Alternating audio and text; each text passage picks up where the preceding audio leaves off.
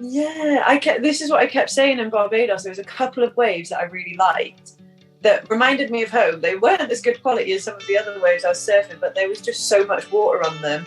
They felt a bit heavier. Not heavier like in a gnarlier sense.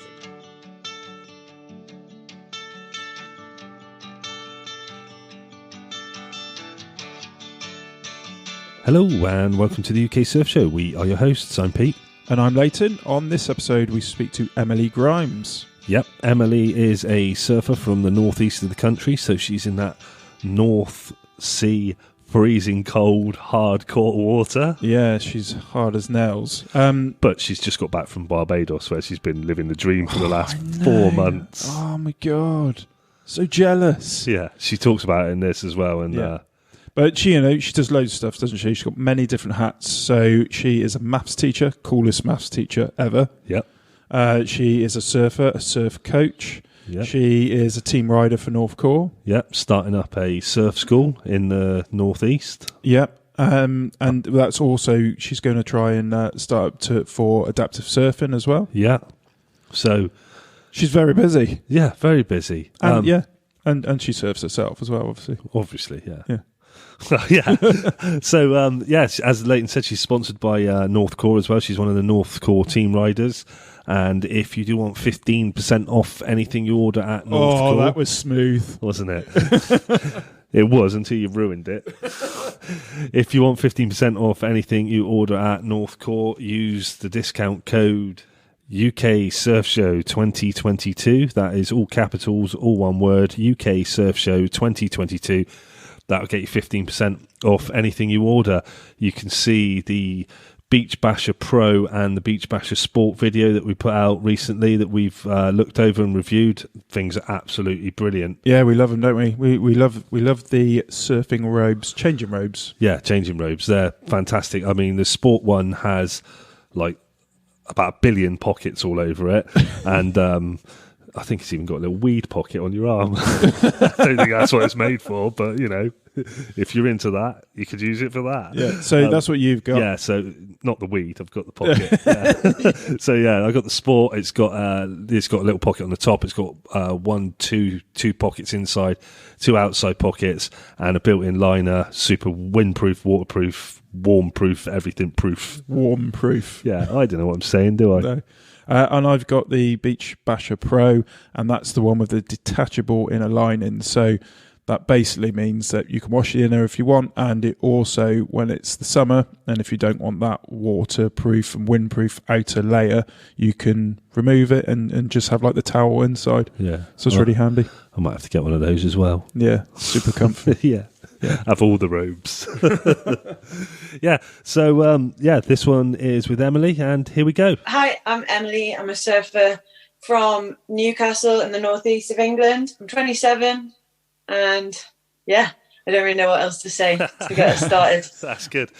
So how long have you been surfing then? I started surfing quite late, actually. I didn't start surfing till I was 21, and I did the whole cliche thing of going to Australia after uni, and that's where I started surfing. So it's not very glamorous. I wasn't like ripping from the age of 10 or anything like that. You know, I was pretty bad when I first started. So yeah, and I'm, just starting to get there. Well, that's only 6 years ago then. So you've progressed unbelievably in 6 years. Yeah, to be honest, not unbelievably at all. Like, just was lucky enough after like 2 years to come back to England and then get out of the mindset that I had to surf a shortboard, because then I tried to do that in my wetsuit and I just sunk the board that I was surfing, and that made me borrow my uncle's longboard, and that was genuinely the best thing that ever happened to my surfing, because I was just surfing a shortboard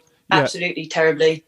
Then longboards changed it. So yeah. So you are classed as a longboarder then? Yeah, I guess so. I mean, like the shortest board I'll surf. Well, I've surfed shorter boards like Fishers and that, like 5/8s, which I guess are short boards. But generally speaking, in this country, the shortest board I'll surf is like 7 foot, because any shorter than that, and I just feel like I can't I can't stand up. Yeah, I know that feeling. Yeah. Any shorter than 9'6", I can't stand up. Hey, anything shorter than a boat. That's pretty much it. Yeah. Yes. Yeah. So you started surfing. Was that at a surf school you went to in Australia, or was it just you literally just picked up a board and started surfing out there? Yeah, no, I didn't go to a surf school or have any lessons or anything. I basically did everything that I tell everyone now who I teach not to do. Like passionately tell them not to be as much of a kook as I was, because I don't know, I was just determined that I wanted to ride a short pointy board with a pointy nose. And the first board I ever got, I went out and got myself this board and wetsuit combo, and this board was like 7 foot and it had pink hibiscus flowers on it, and I got a free wetsuit with it. And it was rubbish. I didn't have a lesson.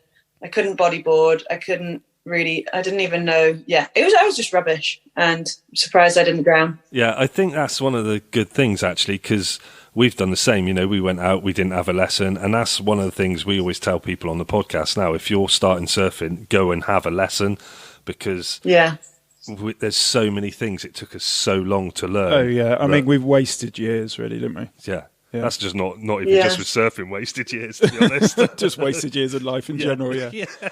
So you are a surf coach now? Yeah, that's correct. And how long have you been a coach for now? So I got my surf instructors like 3 years ago, and pretty much as soon as I got it, I ended up not setting up my own surf school, but setting up a surf school for another, like a water sports centre in the area who didn't run surfing. Okay. So I kind of went in head first, like, well, I have done with a lot of things that I've done, just went in at the deep end. Yeah. But yeah, it kind of came naturally, I guess, because I am a qualified maths teacher as well. And I taught horse riding as well before I did the maths. So kind of taught various things. Yeah, so you're good at communicating with people and getting across, you know, how to do something or whatever they're choosing to They call that teaching. Yeah, I know.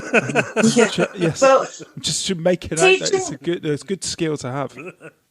I think teaching is like a separate skill from surfing. You've got to have both of them to be a good surf instructor. But yeah, teaching in itself, I think, is a different skill that's sometimes overlooked. Yeah, as a vocation. Yeah, I mean, I taught for a little bit. I taught carpentry and joinery at a college. It's a really, really difficult job. And I think what people don't realise, or students don't realise, is that when you're in the lesson teaching, that's almost like your downtime. It's everything else leading up to the lesson, which is the hard bit. Yeah. And when you're in there, you're like, oh, this is like a break time. You know? Well, most of the time it's like that, but I guess it depends what you're teaching, because some of the maths lessons I taught did not feel like downtime. Oh, right. Okay.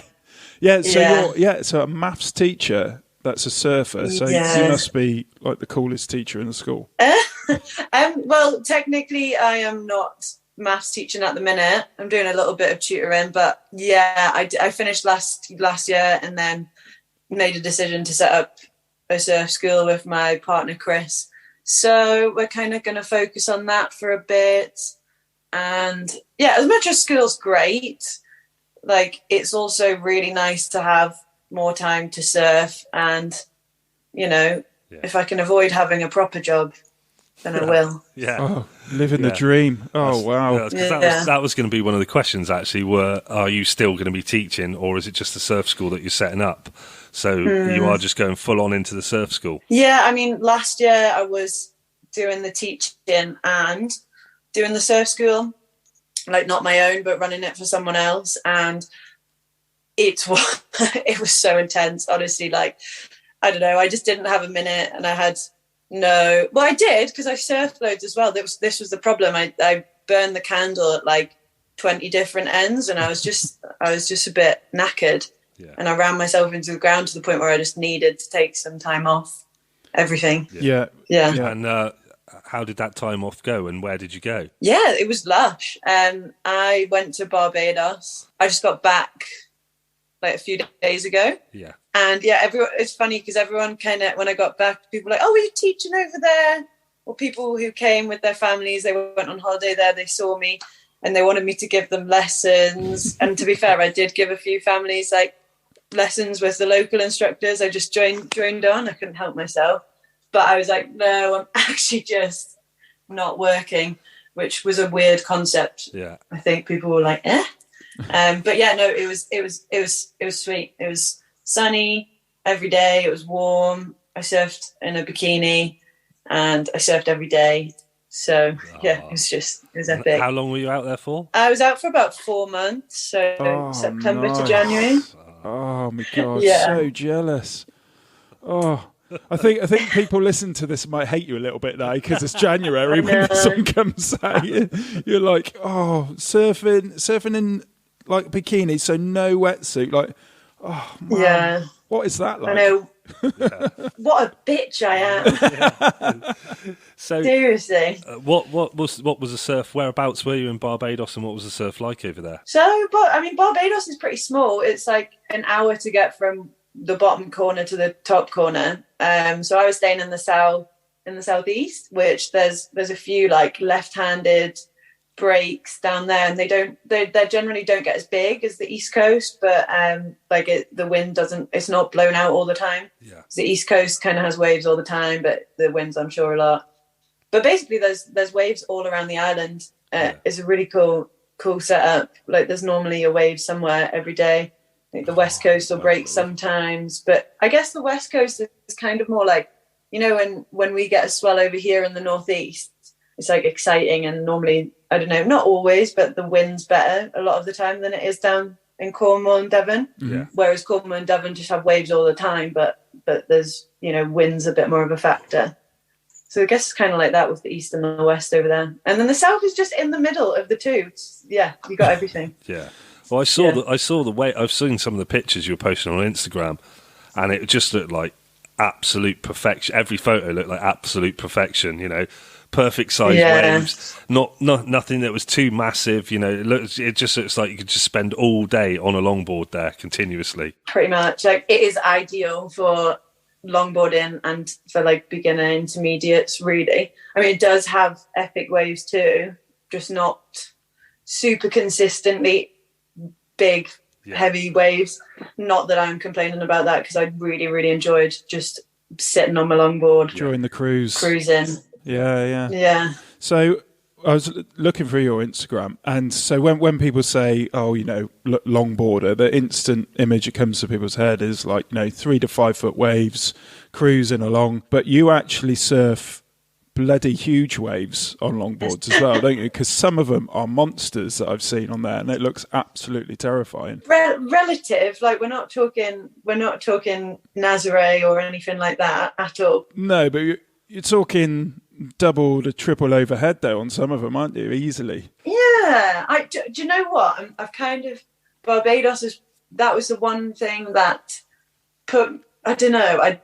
I loved it, but I did miss being able to surf bigger surf. And as well, whenever it was bigger, it was really, really gnarly. Like Soup Bowl is, when it's big, it almost goes below sea level, and it's sharp coral reef. Whoa. And it is like a serious barrel. Yeah. Whereas when I've surfed bigger waves, even like that's probably the waves that I've felt the most comfortable at surfing at size.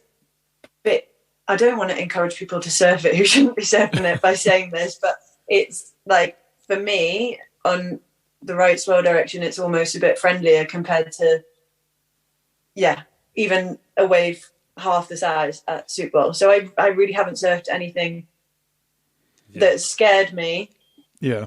That's given me that adrenaline rush since I've been out there. So I'm just anticipating that first big swell that we get here. Well, we keep talking to like women from the Northeast, and it seems like they all seem to surf waves where we look at the pictures and go, "Oh my God, I think I'd die on that." They're like these monster waves all up the northeast of the country. That I think with social media more now as well, they're being seen more. I think it's had a very long time where it wasn't known of or seen as much, apart from up in the northeast. Yeah. I mean, like the North Sea surfers all seem to be very hardy. They're like on Instagram, like you get that, that feeling that it's gnarly up there, and you got to be made out of like carved out of wood to be able to surf up there and stuff. Yeah. And then you got us lot down here, like kind of moaning that it's like a bit cold. Yeah.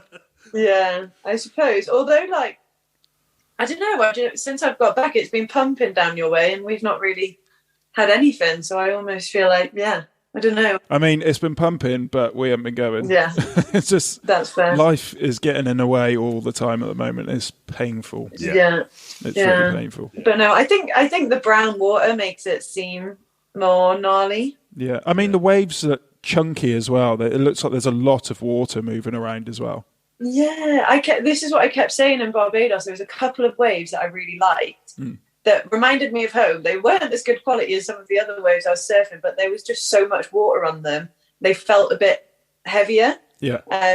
Not heavier like in a gnarlier sense. It just felt like there was more water. Yeah. And that's literally what it feels like at home compared to somewhere warm.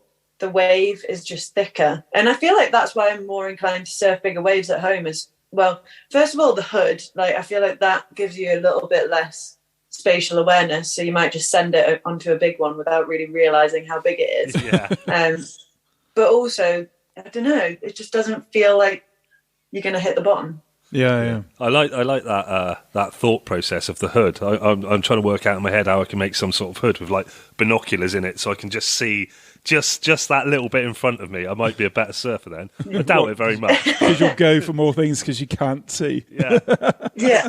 To be fair, I don't know how helpful it actually is, because that was just something I noticed the first surf back in the country the other day. Like, I missed it, and it didn't help. I missed a couple of waves, but I realised that I wasn't looking at what the wave was doing because I couldn't be bothered to turn my head far enough to see past the neoprene. Yeah. And then, it was quite frustrating. But. So now you're back and you're setting up your surf school. Do you want to tell everyone out there what it's called and where it's going to be? Yeah, why not? It's it's called Any Surf, and it is going to be based at Bamborough up in Northumberland, which is a really cool spot. That's where, so I have been teaching surfing there for the last 3 years. And me and Chris, my boyfriend, we both taught surfing for a few years.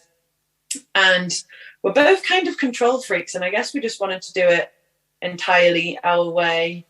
And it gives us more scope to be a bit more creative and to offer exactly what we want to offer. So in terms of the lessons and the coaching, we just want to push rather than teaching people just to stand up on a board. We really want to push giving people like everything they need to be surfers.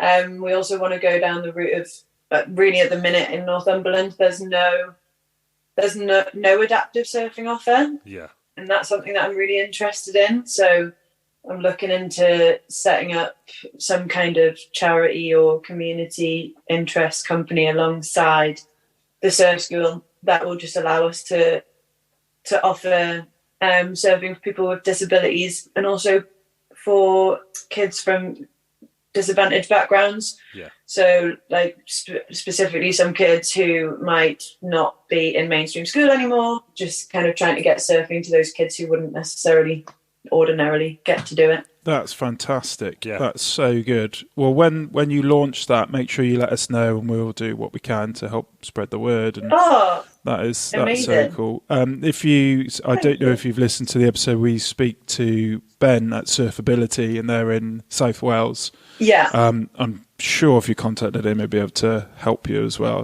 because he's such a lovely guy. Yeah, I haven't met him, but someone gave me his contact, and I had like a hour-long phone call with him while I was in Barbados. Oh, cool. Yeah. You've already contacted him. Yeah, lovely guy. Yeah, he's awesome. So do you know what? So many people have been, especially within that sector, and I guess that's the nature of the sector.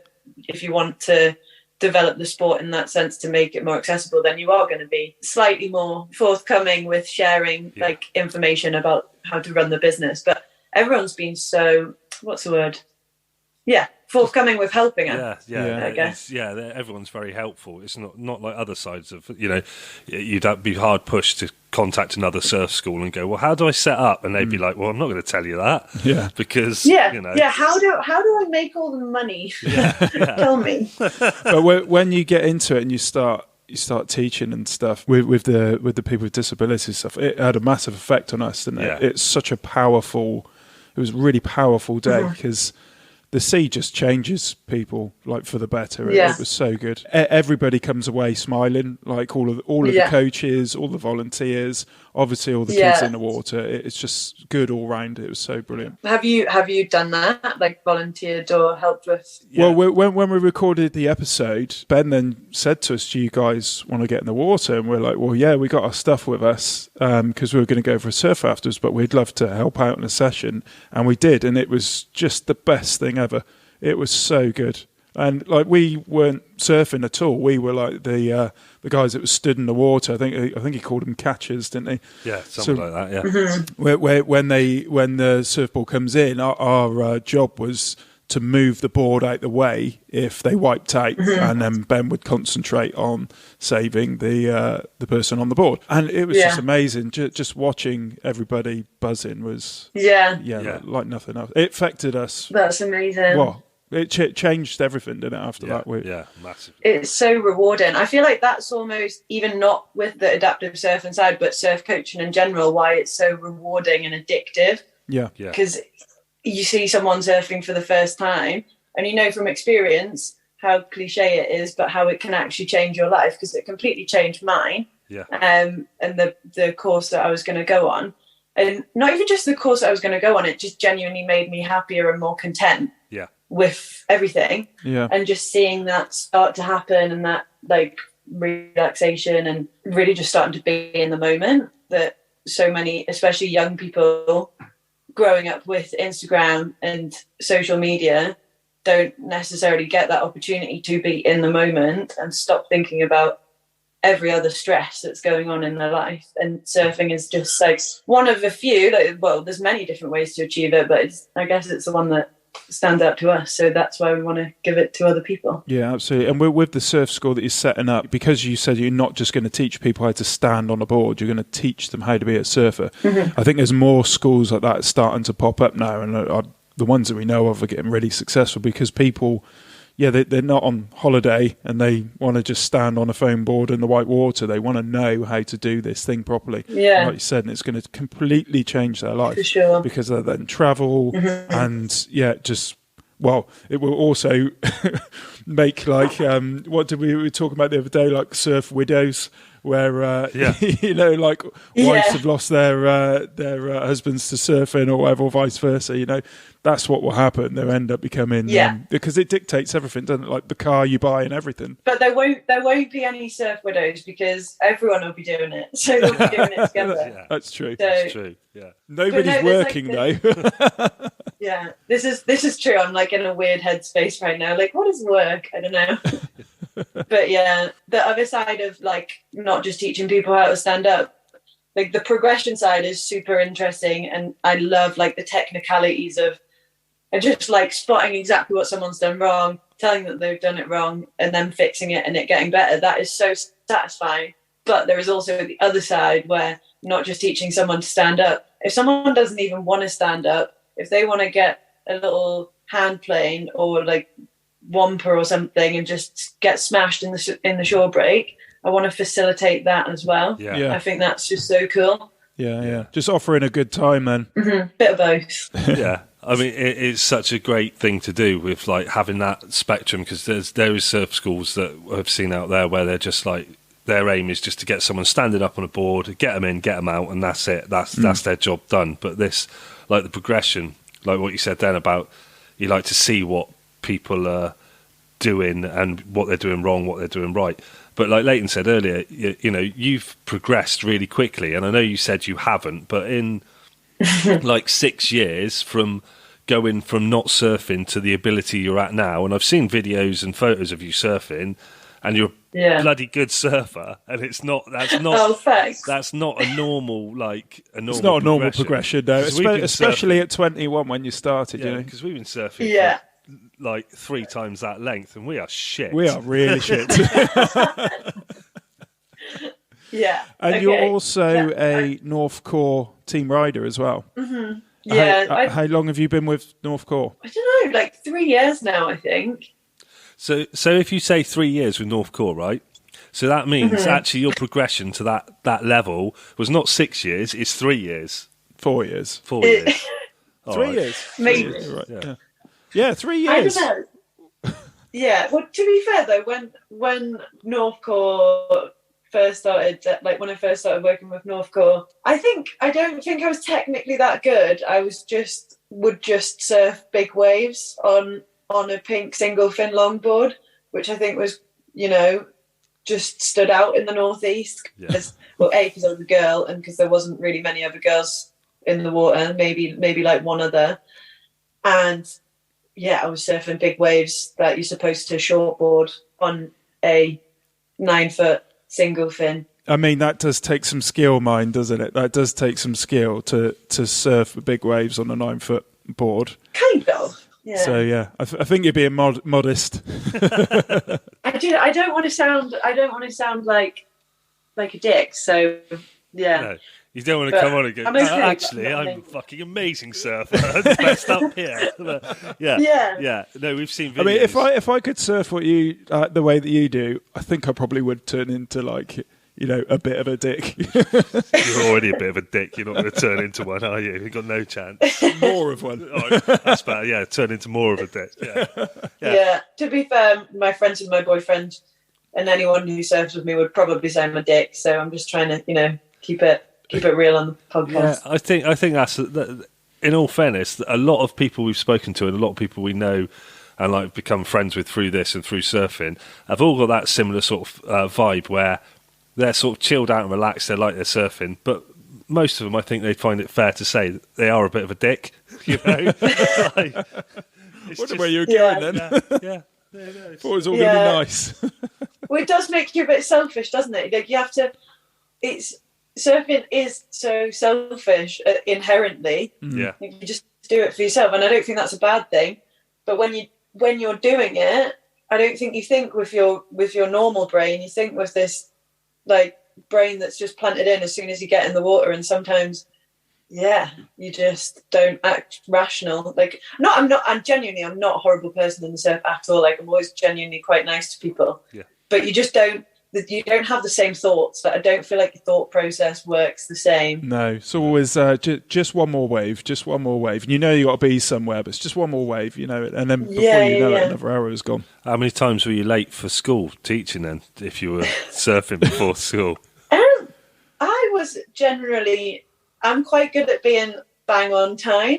Like some of my friends who are teachers, who've been teachers at other schools, have said, I can't believe that you can walk in at that time. But I was quite lucky, all the teachers.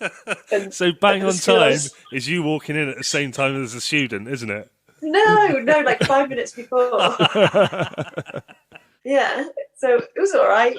Did you used to rock up to school with the surfboard on the top of your car? Yeah. What did students think of that? They thought it was pretty cool. But I don't know. I wouldn't say they thought it was cool. They just kind of, the first time they saw it, it was a good excuse to distract the lesson. And one of them was like, "Hey, miss, is that your board on the car?" And I think they thought it was quite funny. I think there was more a vibe of taking the piss out of me than thinking it was that cool. But maybe they did deep down think it was cool. I don't know. Did you ever teach any of your students to surf? Actually, not while I was at school, but I did. I got on with like some of the kids. Well, all the kids that I taught were amazing, even when they were not so amazing in lessons to me 100% of the time. But like genuinely love all of them. It was such a good experience, and I just genuinely want the best for all of them. They all knew about the surf school. They all knew about surfing, and they knew that I was going to Barbados. They were like, "Miss, I can't believe you're leaving us to go to Barbados," and all that. I did feel quite bad, but some of them came for lessons with me in the summer, after school had finished, which was really, really sweet. Like, that was awesome to see them enjoying it, and I could use my teaching skills in a different way and show them almost teaching maths is good, and I like teaching maths because I like teaching and because I like doing better for kids and imparting my knowledge in a helpful way. Yeah. But the actual thing that I'm imparting to them means so much more to me when it's surfing than it is maths, because maths to me is an important skill, but what I'm teaching at school is essentially helping them because it's going to help them get a ticket onto the next step to get their exams, which is important, but it doesn't have the same oomph, like personal.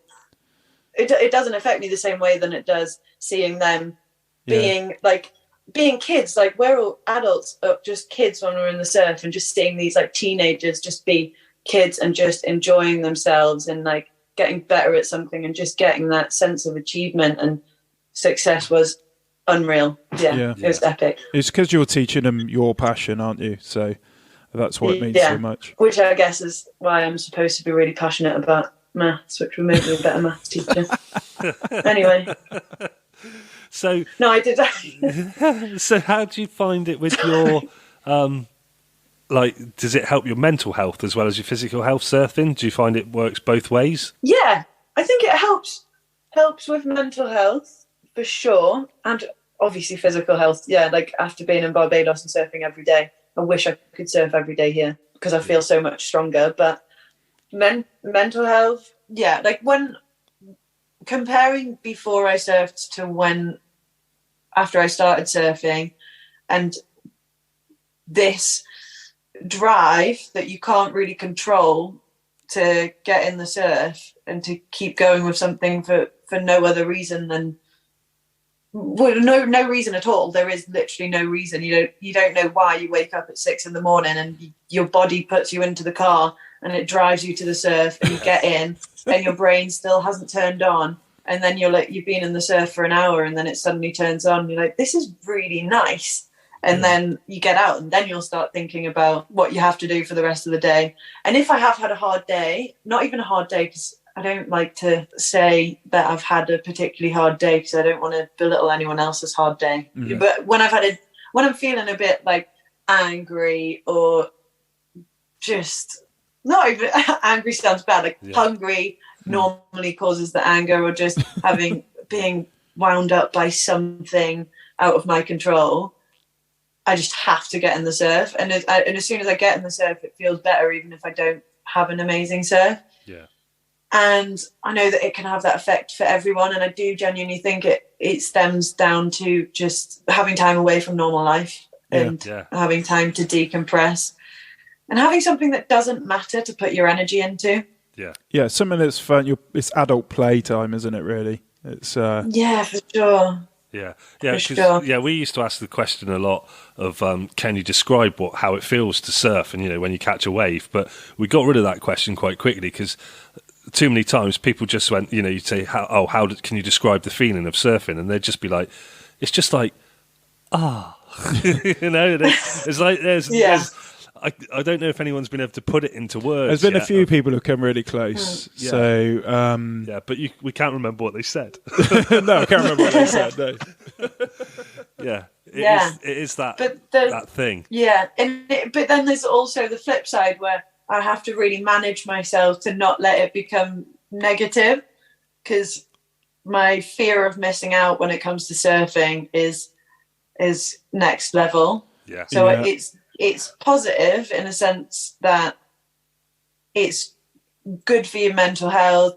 It puts things into perspective. It really grounds you in what really matters.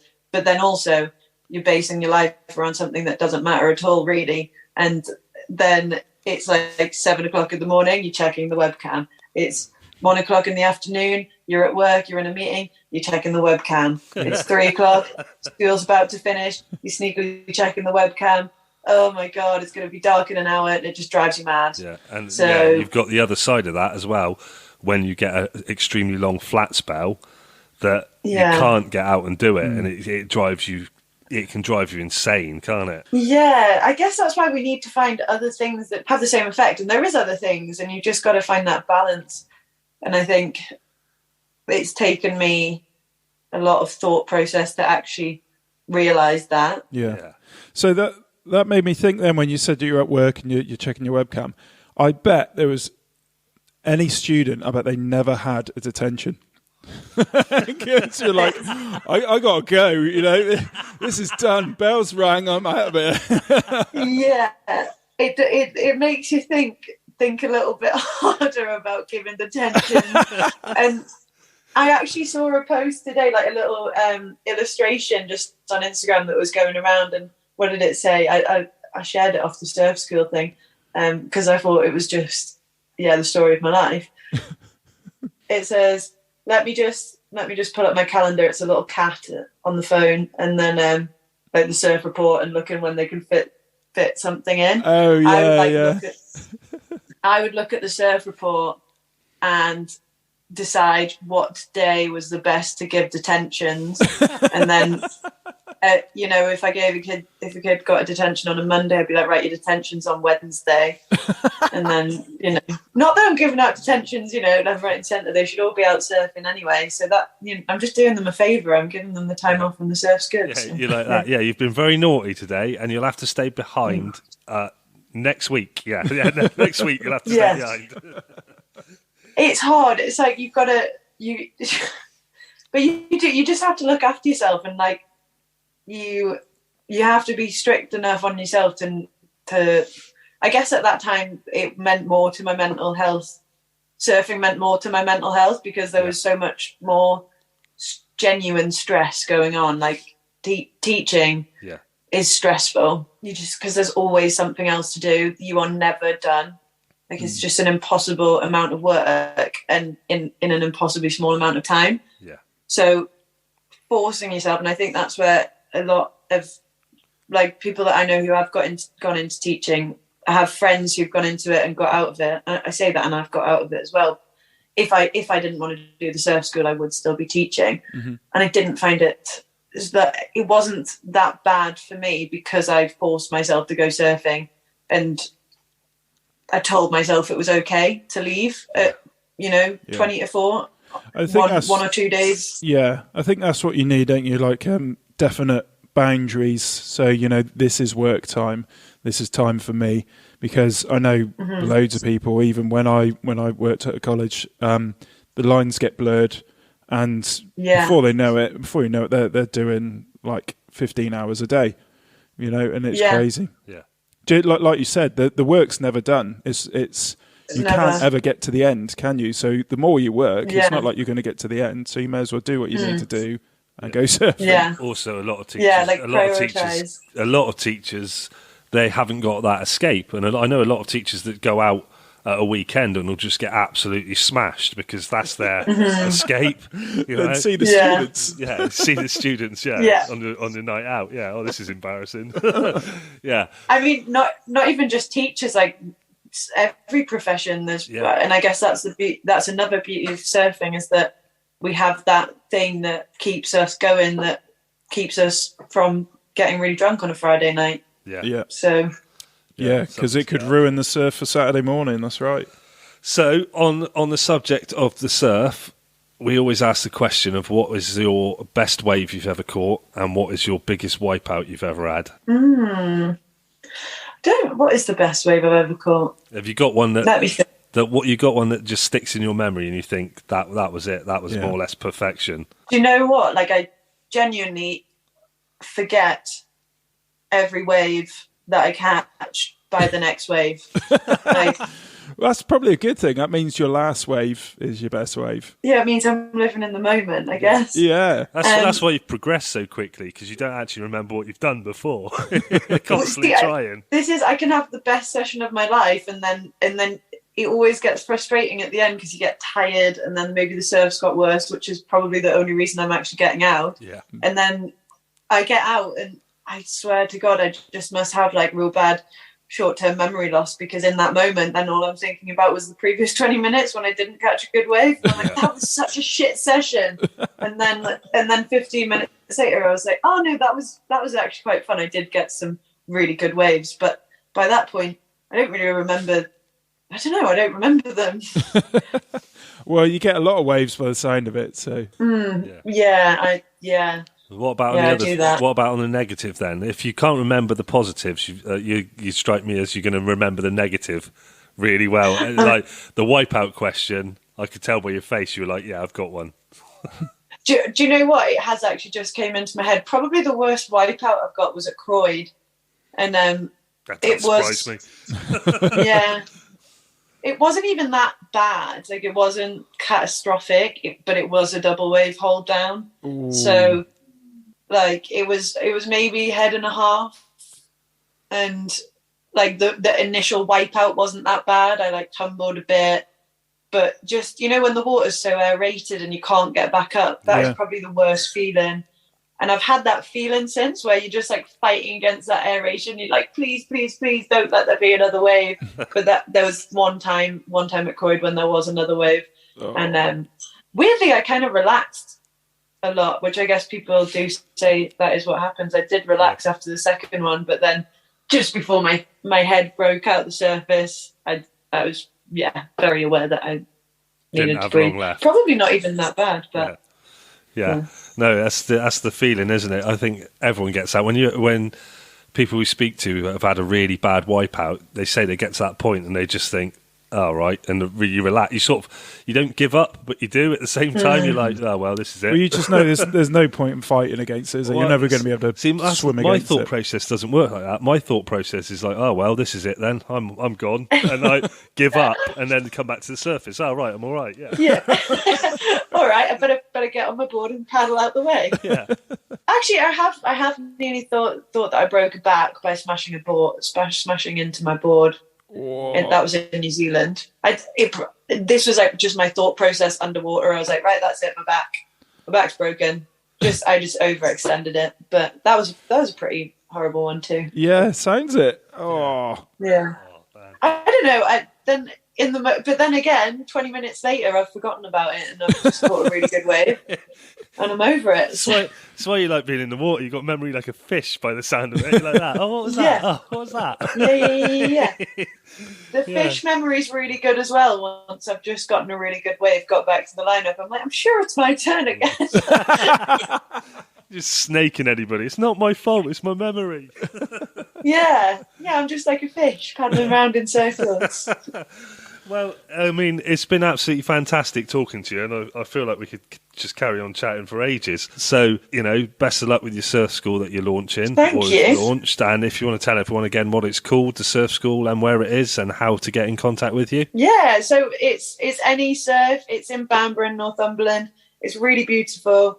I feel like I might have sold myself as being too obsessed with the surf. I'm not. I swear I will give you my full attention. I am not going to surf during a lesson. Absolutely not. Frothing to get it started. So yeah, you can contact us. All the contact details are on the Instagram. The website's being built. So yeah, have a look. And that's NE Surf, is it? Like the letter N? Yeah, it stands for Northeast Surf, but also our tagline, you can tell me if you think it's lame and we should get rid of it, but I think it's all right. I think it's a funny pun, but I've explained it and I've justified it before I've said it, so I'm just going to say it. It's not just any surf school. There you go. You get it? That's good. It's good. It's good. Yeah. People will remember it anyway. Yeah, people will remember that. Thanks. Yeah, and then to find yourself on Instagram and that, you're on there as well, aren't you, yourself? Yeah, it's Grimesatron is my name. Actually, my surname's Grimes, and when I was teaching, I tried to like change my Instagram name to something that the kids wouldn't find, so I chose Grimesatron, which doesn't really make any sense because it's got my name in, and I think they did.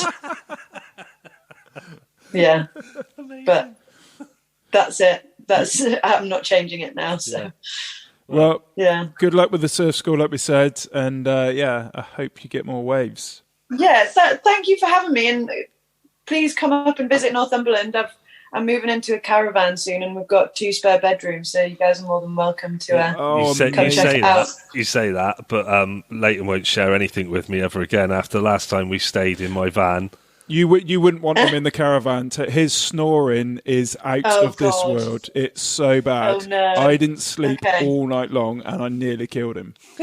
Damn. I can tell you where to park your van then. Yeah. So I think I'll go in the caravan. You can sleep outside. Yeah. He freaks you out. He goes to sleep in one position and wakes up in the same position, like doesn't even move or anything. It's like a vampire. Yeah, like a vampire. It's scary as, but no, I'm all over the place. Same as in life, actually. Amazing. Yeah. Awesome. And thanks for that, Emily. right, I'm off to Northumberland. I'm going to go and stay in a caravan and go surfing every day up there. Yeah, good luck with that. That's really nice of her to offer that, though. It's nice to be invited up there. We are literally going to have to go on a trip of like... Tour. Yeah, you could take a month off. And Oh, just yeah. go surfing. Oh, yeah, let's take a month off. That's Well, easy to do. If anybody's listening and want to sponsor us so I can quit work for a month. They don't need to sponsor us. They can just head over to Buy Me Coffee and support the show that way. Oh, well, you're really good at segues today. I don't know what's happened. I learnt words, me. I learned how to speak England. Yeah. So, I mean, that was brilliant with Emily. She's had to... Like we were saying in there, and she was quite modest about it, but She was very modest. Yeah. Like, like, have a look at her Instagram. Some of those waves.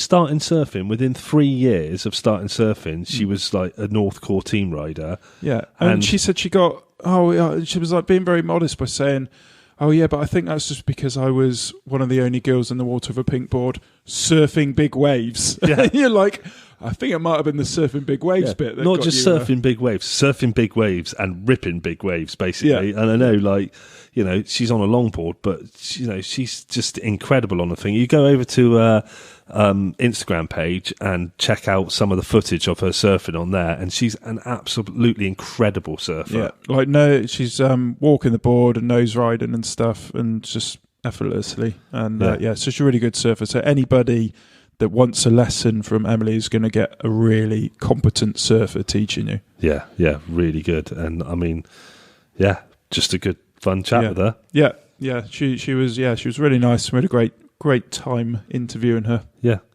And well, don't forget, if there is no waves where you are, you can always book a session at the Wave, and if you do that, you can go through our I don't know where they're coming from today. You can go through our website, and that'll support the show. We'll get a little kickback from your booking at the Wave if you head over to the uksurfshow.co.uk and book a session at the Wave through there on the Support the Show tab. Yes, and then we might be able to do our UK tour and visit all the lovely people we've chatted to. Yeah, I doubt it very much, but And then when they actually meet us, they'll be like, yeah, you can fucking go now. You two are dicks. Yeah. So don't forget, head over to North Core, use the discount code UK Surf Show 2022. That'll get you 15% off anything you order from North Core. And if you could leave us a review on iTunes or go over to Instagram, give us a follow, and get in contact. Yeah, go and subscribe to our YouTube channel. Yes. Yeah. And cool. Any questions for the show, send us a message. Anything you want to know, anything you want to find out, send us a message on Instagram or by the email, theuksurfshow@gmail.com, and we will answer your questions. all of them. Yes. Yeah. Some questions for the read out on the show would be nice as well. Yeah, another one. Well, we answer them all through. What was that? I don't know. I'm just stumbling over my words. We answer them all through Instagram and email now, but maybe we should read them out. Yeah. If we get some good questions, that's what we started doing, wasn't it? We'll do that again. Yes. Yeah. Yeah. Cool. Okay. Bye. See you later.